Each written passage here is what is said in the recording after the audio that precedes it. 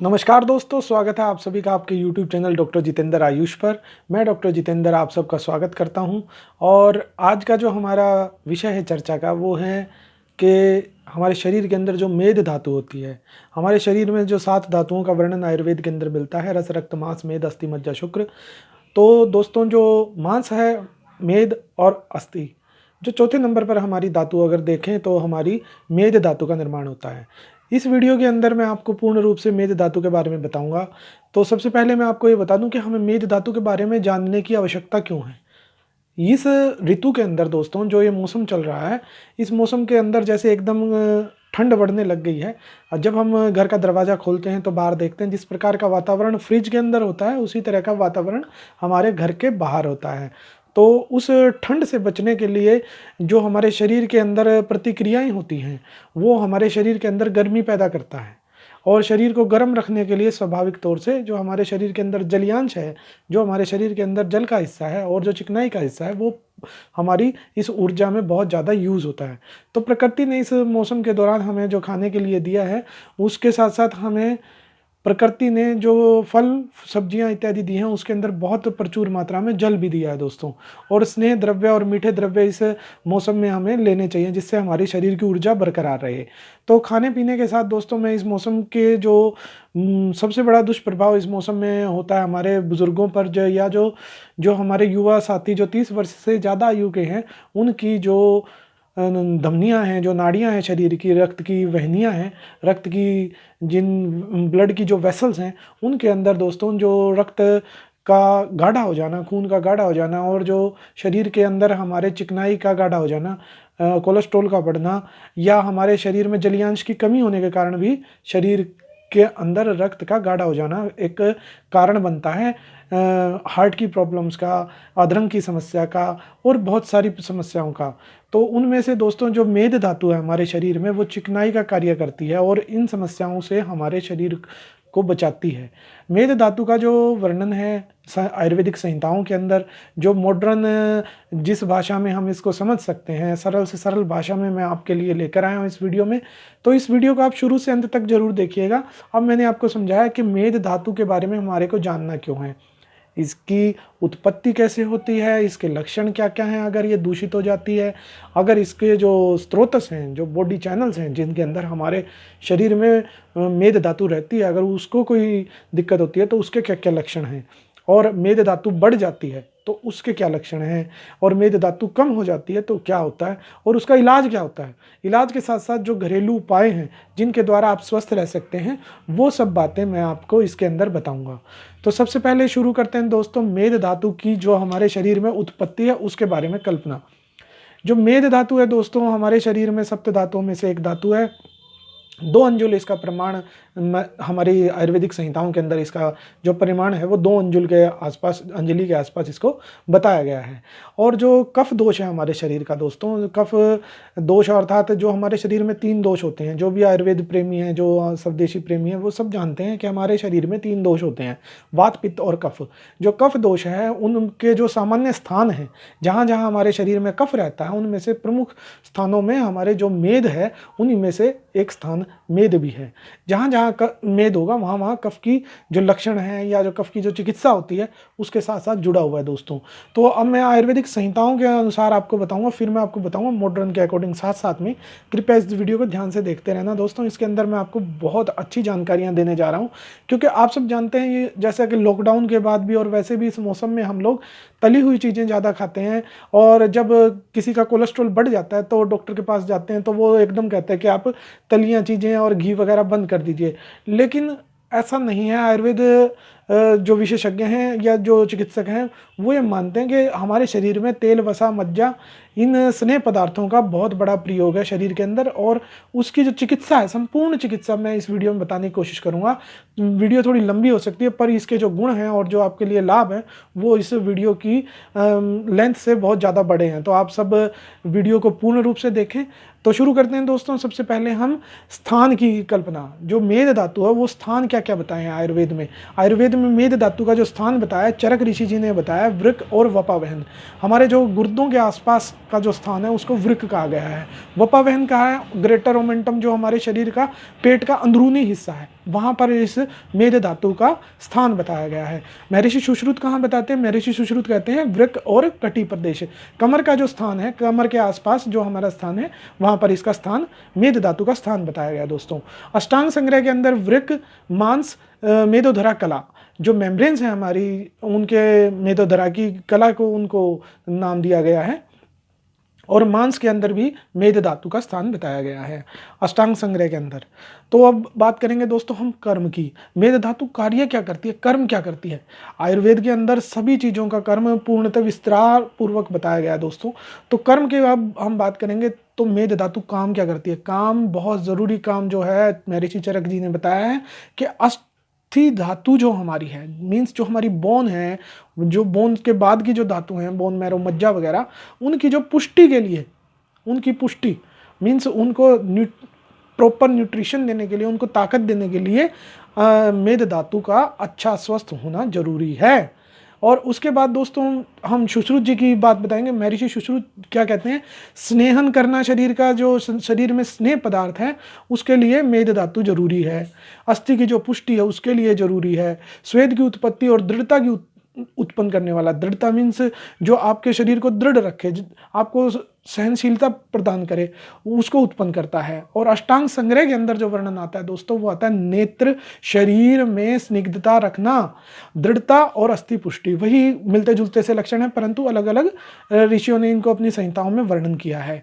अब हम बात करेंगे दोस्तों जो उपधातु है हमारे शरीर के अंदर, मेद धातु से जो उपधातु बनती हैं वो कौन कौन सी हैं? महर्षि चरक कहते हैं कि हमारे शरीर में जो स्नायु है, लिगामेंट्स हैं, जो बोन से बोन के जोड़ने के लिए काम आते हैं, या जो मांसपेशियों को जोड़ने के लिए काम आते हैं, कुछ लिगामेंट्स हैं जो बॉडी में चिकनाई पैदा करते हैं, तो वो सब, उनका निर्माण मेद धातु से ही होता है। और हमारे शरीर में जो स्वेटिंग है, पसीना जो आता है हमारे शरीर में, वो भी उपधातु, इसी का, जो हमारी मेद धातु है उसी से उत्पन्न मानी जाती है। तो दोस्तों अब हम इसमें बात करेंगे कि हमारे शरीर की जो अंग की उत्पत्ति हुई है, महर्षियों के अनुसार, जो महर्षि बताते हैं हमारे शरीर में अंगों की उत्पत्ति, तो मेद व रक्त से वृक्क की उत्पत्ति बताई गई है दोस्तों।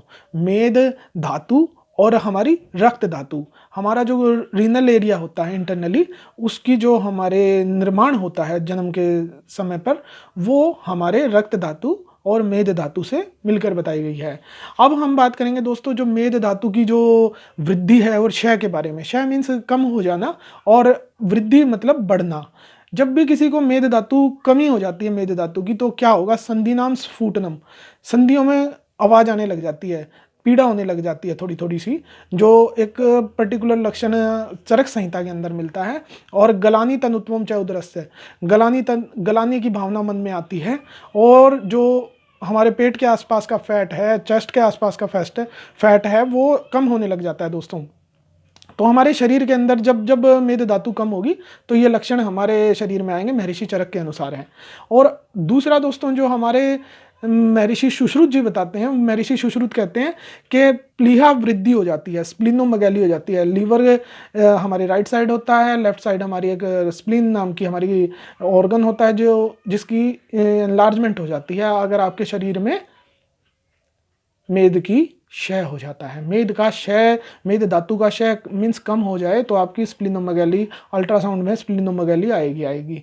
और आपको तिल्ली का जो साइज है, तिल्ली बोलते हैं इसको आम भाषा में, वो बढ़ जाएगा स्प्लीनोमेगैली के अंदर। तो संधि शून्यता हो जाती है, संधियों में सुन्नापन आने लग जाता है दोस्तों अगर मेद धातु का क्षय होता है तो। साथ ही मेदुर्भाव, मांस प्रार्थना, जो इस प्रकार का मन करता है कि मांस खाने की इच्छा या इस चिकने पदार्थों को खाने की इच्छा, तो अष्टांग संग्रह के साथ अब वर्णन किया जाता है मेद क्षय का। तो उसमें हमारे को बताया गया प्लीहा वृद्धि मुख्य लक्षण आएगा, और कटी शून्यता, कमर में जो कटी का भाग है वहां पर सूनापन महसूस होगा। अब हम बात करेंगे दोस्तों मेदो वृद्धि की। मेदो वृद्धि के अंदर जो महर्षियों ने बताया, उसमें सबसे पहले मैं आपको बताना चाहूंगा, महर्षि सुश्रुत ने हमारे को बताया स्निग्धता, मधुर और पार्श्व वृद्धि। जो स्निग्धता है हमारे शरीर में वो बढ़ जाएगी, और जो हमारी पार्श्व मीन्स जो बैक चेस्ट का एरिया है, और जो वहाँ पर हमारे को हैवीनेस महसूस होगी, थुलथुलापन महसूस होगा, साथ ही हमारे को काश श्वास होने का भी संभावना रहेगी, दुर्गंध हमारे शरीर से आने लग जाएगी जब हमारे शरीर में मेद धातु बढ़ेगी, महर्षि सुश्रुत के अनुसार। और अष्टांग संग्रह के अंदर जो वर्णन मिलता है वो मिलता है प्रमेय के जो पूर्व रूप होते हैं। प्रमेय मीन्स जिसको हम डायबिटीज़ कह देते हैं, डायबिटीज़ की कई टाइप हैं और आयुर्वेद के अंदर वो 20 प्रकार की और विभिन्न प्रकार की बताई गई है। तो वात पित्त कफ के अनुसार उसके लक्षण बताए गए हैं। उसी के अंदर जो प्रमेय के लक्षण हैं या जो प्रमेय के पूर्व रूप मिलते हैं, जो प्रमेय होने से पहले सिम्टम्स आते हैं, उस तरह के सिम्टम आपको मेद वृद्धि के अंदर आएंगे। और स्थूल्य उपद्रव, जो मोटापे के उपद्रव हैं, वो आपको सब साइन सिम्टम आपको उस व्यक्ति में मिलेंगे जिसके अंदर मेद की वृद्धि हो रही है। साथ ही दोस्तों श्लेष्म में रक्त मांस विकार प्रायो मेद है, अर्थात जो श्लेष्म में म्यूकस संबंधी प्रॉब्लम हो सकती हैं, शरीर में कहीं कहीं उसको म्यूकस ज़्यादा सिक्रेशंस होगी, ब्लड डिसऑर्डर्स हो सकते हैं, मांस की विकार हो सकते हैं। मांस मीन्स मस्कुलर जो बॉडी में पार्ट है उसके अंदर कोई ग्रंथि वगैरह बन जाना, वो मैं आगे आपको एक और क्लासिकल श्लोक है उसके अंदर आपको बताऊंगा दोस्तों। तो अष्टांग हृदय के अंदर हमारे को जो लक्षण मिलता है मेद वृद्धि का, वो मिलता है श्रम वासे अव अल्पचेष्टता चेष्टितम श्वास स्फिक स्तन उदर लंबनम। जैसे ही कोई जिस व्यक्ति के अंदर मेद की वृद्धि होगी, मेद वृद्धि होते ही उसको थोड़ा सा भी कार्य अगर करना पड़ जाएगा तो वो सांस चढ़ने लग जाएंगे उसको। मेद वृद्धि का ये लक्षण है। यदि व्यक्ति को थोड़ा भार वगैरह उठाना पड़ जाए या थोड़ा चलना फिरना पड़ जाए, इवन बहुत सारे लोगों में तो बैठते उठते टाइम भी उनको बहुत दिक्कत होती है कि भारीपन महसूस होता है अपने खुद के शरीर और वजन के साथ। तो दोस्तों स्फिक और स्तन उदर, स्फिक जो हमारे बॉडी के जो मेनली ओबीज पर्सन के अंदर पार्ट बताए गए हैं, पेल्विक रीजन के अंदर कंधों के आसपास और पेट के आसपास जो फैट बढ़ जाता है, वो सब मेदो वृद्धि के ही लक्षण हैं। तो इसी के साथ दोस्तों अब हम बात करेंगे स्त्रोत दृष्टि के हेतु। मेद के जो स्त्रोतस हैं, जो बॉडी के हमारे चैनल होते हैं जहाँ पर कोई भी धातु स्त्राव अपना संचारित करती है, अपने बॉडी के अंदर अपने आप को फैलाती है शरीर के अंदर, तो उसको स्त्रोतस होते हैं, पर्टिकुलरली चैनल्स होते हैं या डक्ट होती हैं। तो उनके साथ हमारे शरीर में वो विचरण करता है, संचार करता है। तो उसके अंदर जो अगर हमारे मेद वह जो स्त्रोतस हैं, जो मेद के डक्ट और चैनल्स हैं, उनके अंदर कोई दुष्टि हो जाती है तो उसके अंदर लक्षण क्या आते हैं? महर्षि चरक कहते हैं भयाताम वारुणा चयाति सेवनाथ अव्यायाम अति व्यायाम। ये प्रमुख लक्षण है दोस्तों। या तो जैसे कोई व्यक्ति बहुत ज़्यादा पानी पीने लग जाता है तो उसके भी मेदोवय स्त्रोत दूषित हो सकते हैं, क्योंकि जो बॉडी की पर्टिकुलर हीट है, एंजाइम है, हार्मोन्स हैं, वो इरेगुलर हो जाते हैं ज़्यादा पानी पीने से भी। आयुर्वेद में ऐसा टेक्स्ट मिलता है। तो ज़्यादा व्यायाम करने से या व्यायाम बिल्कुल ना करने से तो बॉडी के जो एंजाइम्स और हार्मोन्स की सिक्रीशन है वो पर्टिकुलर नॉर्मल वैल्यू में नहीं रहेगी और इस तरह से उसके जो मेदोवय स्त्रोतस हैं वो दुष्ट हो जाएंगे। तो दोस्तों अब स्त्रोतस की जो कल्पना की गई, स्त्रोतविद के जो लक्षण मैं आपको बताऊंगा। स्वेदा गमनम, स्निग्धता, तालुशोष, स्थूलता, शोफ, पिपासा च। सुश्रुत महर्षि कहते हैं अगर किसी का मेदो व स्त्रोतस के अंदर विद्ध हो जाता है, वो उसको कोई चोट लग जाती है, तो उसका क्या लक्षण आता है? बहुत ज़्यादा पसीना आना या ना आना, स्निग्धता, तालुशोष, जो सोच उत्पन्न हो जाती है हमारे तालु के रीजन में, और स्थूलता, भारीपन आ जाता है, शोफ आ जाती है, पूरी बॉडी आपको ये लगेगी उसको सूजन सी आई हुई है, और पिपासा, बहुत ज़्यादा प्यास लगती है। साथ ही दोस्तों दुष्टि के जो लक्षण हैं, अगर महर्षि सुश्रुत के अनुसार हम बात करें, महर्षि सुश्रुत कहते हैं कि ग्रंथि वृद्धि, ग्रंथि वृद्धि मीन्स कोई भी ग्लैंड्स वगैरह की उसका फॉर्मेशन होना या कोई गांठ वगैरह शरीर में बनने लग जाते हैं, लाइपोमा वगैरह स्ट्रक्चर जो हम देखते हैं ना मोस्टली, जब लिपिड्स, बैड कोलेस्ट्रॉल बढ़ जाता है, गुड कोलेस्ट्रॉल घट जाता है, उससे हम इसको रिलेट कर सकते हैं मॉडर्न में। तो हमारे क्या होता है कि मोस्टली हमारे शरीर में मोटी मोटी गांठ सी बन जाती है, जो पेशेंट आकर कहते हैं कि जी मेरे शरीर में कहीं कहीं गांठ बनी हुई है। कई लोगों को तो जल्दी बन जाती हैं, छोटी आयु में भी बन जाती हैं। तो उस समय हमारे को मेद व स्त्रोतस पर कार्य करना होता है और मेद धातु को सही करना होता है। उसका आगे चिकित्सा सूत्र में मैं आपको बताऊंगा दोस्तों।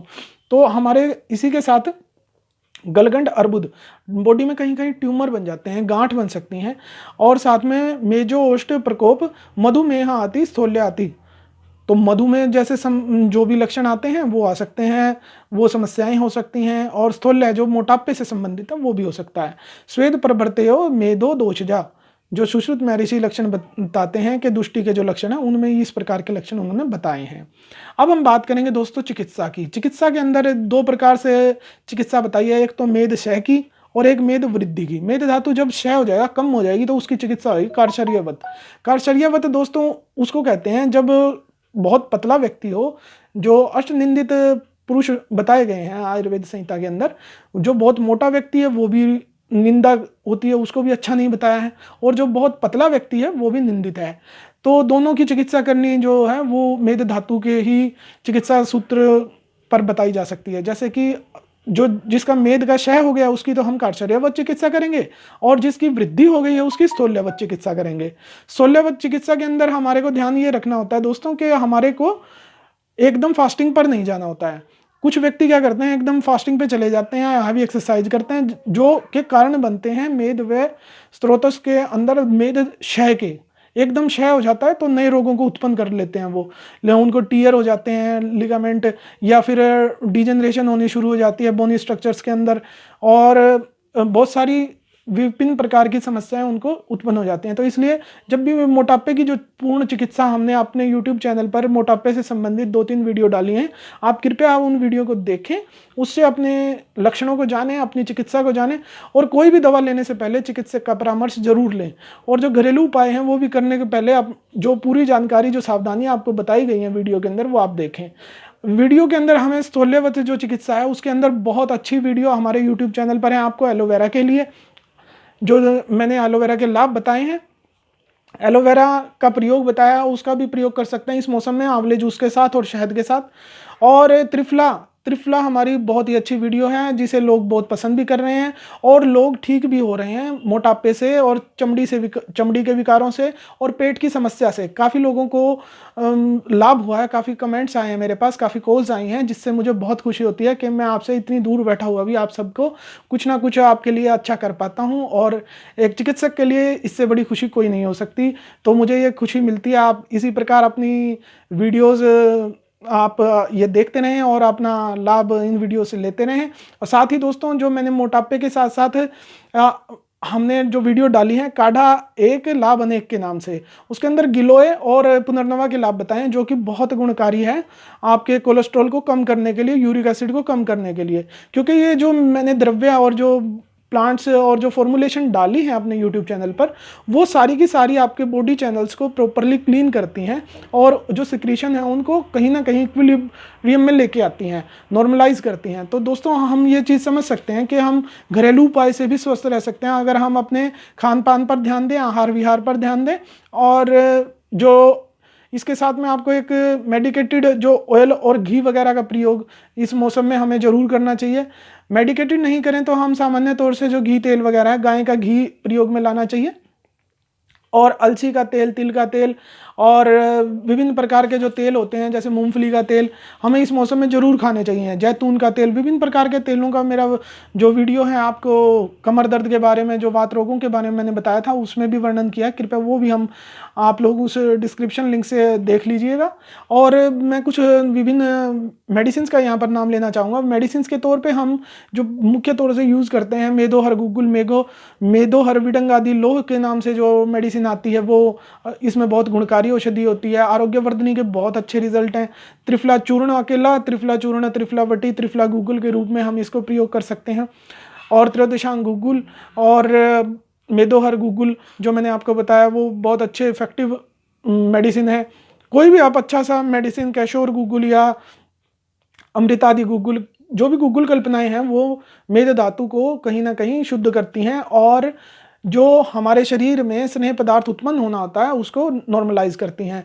कोई भी अच्छा मेडिसिन आप अपने चिकित्सक, आयुर्वेदिक चिकित्सक की देखरेख में शुरू कीजिए। खान पान का ध्यान रखिए, इस मौसम में अपने स्वास्थ्य को बनाए रखिए। हमारे चैनल को जरूर लाइक कीजिए, शेयर कीजिए, सब्सक्राइब कीजिए। आप सभी का इस वीडियो को देखने के लिए मैं तहे दिल से धन्यवाद करता हूँ, और ज़्यादा से ज़्यादा इस वीडियो को शेयर करें। बहुत बहुत धन्यवाद।